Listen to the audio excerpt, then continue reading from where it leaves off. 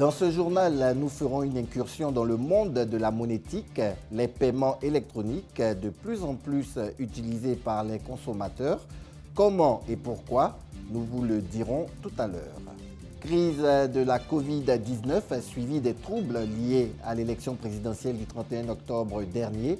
La grisaille s'abat sur bon nombre d'opérateurs économiques ivoiriens. Et puis au Bénin, un projet agricole accroît le rendement et les revenus des exploitants.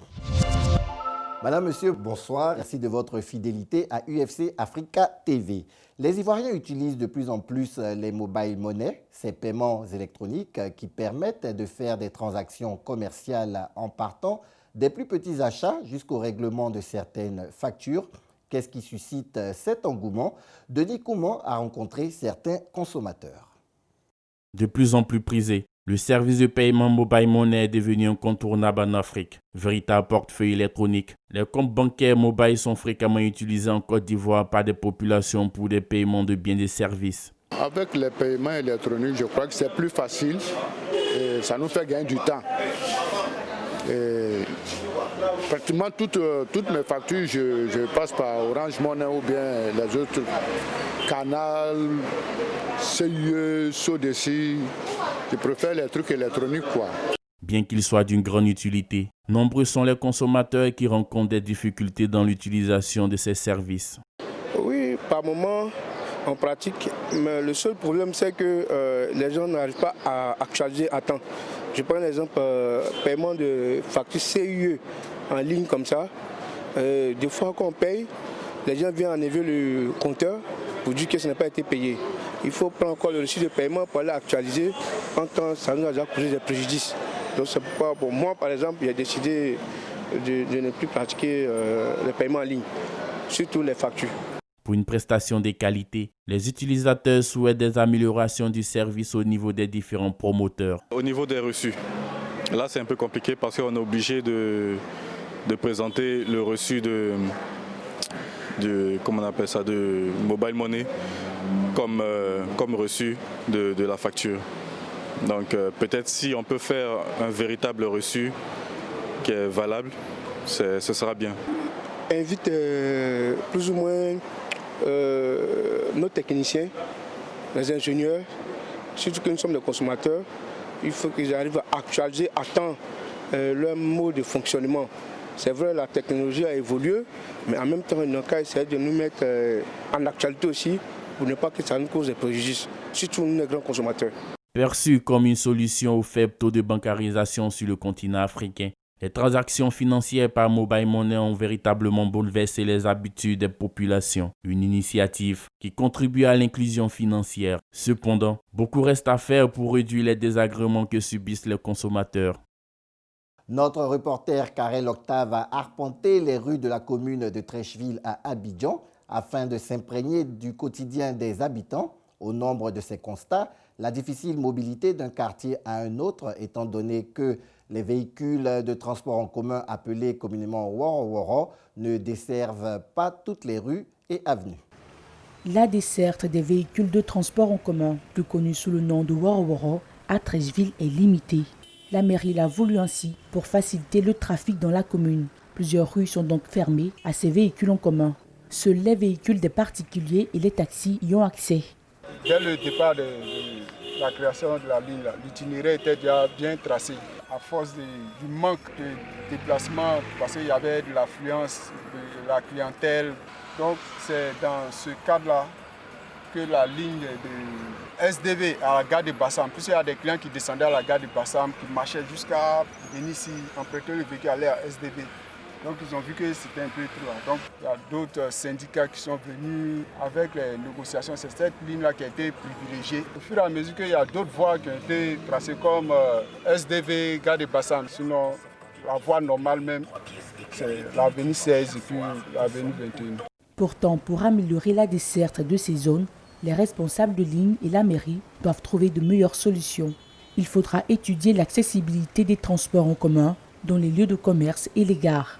Car face à l'étendue de la commune, le tracé des itinéraires des transports en commun est inefficace. Bon, vraiment, c'est pas bien, quoi. Souvent, on est pressé, on va aller à destination. Bon, souvent, on n'arrive pas à destination. Quand c'est comme ça, vraiment, c'est pas présentable. On souhaite qu'ils nous descendent à l'endroit où on veut. La limitation des itinéraires de Woro-Woro dans la commune de Treichville a renforcé les inégalités de mobilité et accentué les problèmes d'accessibilité aux différentes rues. Même si les habitants peuvent parfois s'approvisionner dans leur quartier, l'accès aux lieux de commerce et aux gares demeure néanmoins difficile. Des acteurs d'ONG en charge des questions environnementales étaient avant-hier et hier en formation au foyer polyvalent de la ville d'Oumé, dans le centre-ouest de la Côte d'Ivoire. Venus des villes de San Pedro, Meyagui, Yamoussoukro, Divo, Boisflé et Oumé, ils ont été formés sur les stratégies d'information, d'éducation et de communication sur l'environnement.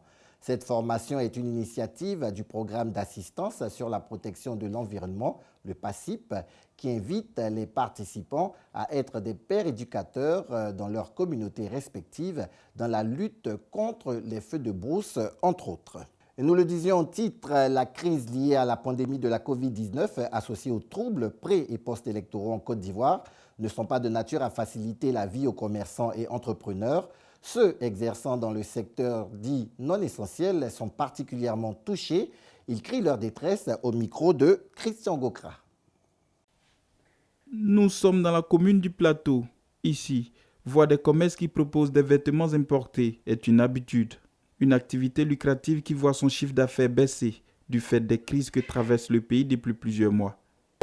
La pandémie nous a mis en chaos. Chaos total. Rien ne bouge. On sait seulement que manger, si on gagne un peu sur ma c'est fini. La crise là, maintenant, nos clients là, c'est la majorité de ceux qui font les politiques. Il y a d'autres qui viennent ici là, pas payer les fonctionnaires qui sont dans le bureau. Je n'ai pas l'argent pour payer, on va attendre. Après, les élections internes mélanger le pays, donc on ne peut pas payer quelque chose, on ne peut rien payer. Après l'élection, on doit payer riz, on doit déposer le riz à la maison, donc c'est ça qui nous mélange en l'air. Bon, depuis, je peux encore aller un peu loin parce que depuis le coronavirus jusqu'à nos jours, là, c'est-à-dire à savoir les élections présidentielles, là, les choses ont beaucoup aplati. Ça, il faut le dire. La vente des véhicules d'occasion, une activité en plein essor en Côte d'Ivoire, a elle aussi été impactée. Certainement, la situation sociopolitique a eu un impact sur notre portefeuille. Mais on pense qu'après cette crise, lorsque les Ivoiriens vont trouver un terrain d'entente, les activités vont c'est pas fait pour arranger les importateurs. Mais bon, au départ, nous, importateurs, avons décrié. Mais on n'a pas été accompagnés dans cette tâche par le consommateur. 2 ans après la mesure, les consommateurs se rendent compte que c'est eux qui sont les plus touchés. Parce que bon, nous ne faisons que importer et vendre à ces consommateurs qui sont les premiers bénéficiaires. Il faut retenir que les différentes crises Covid-19 et crise électorale que traverse le pays depuis plusieurs mois et les mesures du gouvernement ivoirien à l'instar du monde entier affectent significativement certaines activités, tant sur le plan de leur fonctionnement que sur leurs performances économiques et financières. Toujours concernant la Covid-19, mais cette fois-ci au Nigeria, la pandémie pourrait avoir un impact négatif sur la vaccination de millions d'enfants. Le Fonds des Nations Unies pour l'enfance, l'UNICEF et l'Organisation mondiale de la santé, l'OMS, tirent en effet la sonnette d'alarme. Selon ces agences du système des Nations Unies, les lacunes vaccinales déjà existantes sont exacerbées par le coronavirus dans un pays exposé à des risques de poliomyélite, de rougeole ou encore de fièvre jaune. Tout autre chose à présent, République démocratique du Congo, les menaces d'extinction de certaines races animales n'émeuvent en rien les populations. Les Congolais sont toujours aussi friands de viande de brousse.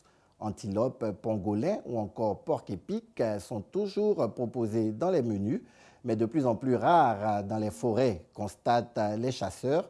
Les causes sont pourtant identifiées. Il s'agit du braconnage, de la surchasse et de la déforestation. Au Bénin, un projet financé par la BAD, la Banque africaine de développement, permet la hausse des rendements agricoles et des revenus des exploitants d'une valeur de 24 millions de dollars américains. Ce projet vise à améliorer la sécurité alimentaire. Plus de détails avec Henri Niamke. Le projet est financé à hauteur de 24 millions de dollars, soit 120 milliards de francs CFA par le Programme mondial pour l'agriculture et la sécurité alimentaire. C'est fixé pour objectif d'améliorer la sécurité alimentaire et nutritionnelle et de réduire la pauvreté des populations béninoises. Il a notamment permis d'augmenter la productivité agricole sur plus de 24 000 hectares dans le pays selon le rapport de la BADS. La mise en place de variétés de semences performantes, la formation couplée des producteurs leaders et agents d'encadrement ont stimulé les rendements dans les champs de maïs et de riz. Ainsi, la productivité moyenne de maïs est passée d'1,5 tonne par hectare en 2016 à près de 3 tonnes, soit une hausse de 73%. Celle de riz a atteint 4 tonnes par hectare contre 3 tonnes en 2016. Ces performances ont une incidence positive sur le revenu annuel par exploitation vivrière, souligne le rapport. Celui-ci est de 172 000 francs CFA et pourrait dépasser les 200 000 à la fin du projet en 2021. En 2016, ce revenu était de 120 000 francs. Et voilà, c'est ici que s'achève ce journal. Merci de l'avoir suivi et merci de votre fidélité à UFC Africa TV.